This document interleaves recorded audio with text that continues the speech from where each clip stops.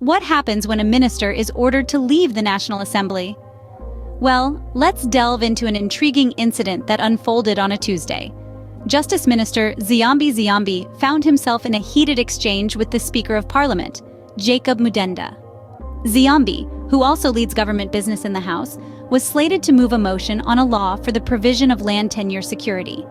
However, in an unexpected turn of events, he decided that his deputy, Norbert Mazungunya, would take his place. Mudenda, not one to let this pass, demanded an explanation from Ziyambi.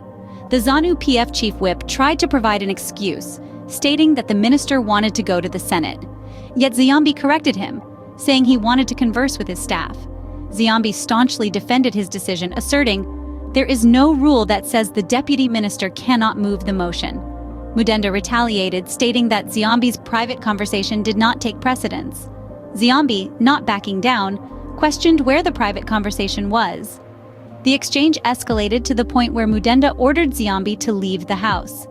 Ziyambi protested, declaring that Mudenda's ruling was incorrect, and even approached Mudenda's chair to continue the protest. An irate Ziyambi demanded to know which rule stated that a deputy minister couldn't move a motion when a minister was present. Mudenda cited Section 107 of the Constitution, but when challenged by Ziyambi to open the Constitution, he refrained from doing so. Ziyambi, exasperated, told Mudenda he had been harsh and that it was incorrect to embarrass a fellow minister. The heated conversation continued even after Mudenda's microphone was turned off. A visibly irate Ziyambi eventually left the National Assembly, marking the end of this intense encounter. This incident sheds light on the tensions within the Parliament and the potential implications it can have on future proceedings. It highlights the importance of clear communication and the adherence to rules and protocols within such crucial institutions. This altercation between Ziyambi and Mudenda is a stark reminder of the delicate balance of power that exists in the heart of any government.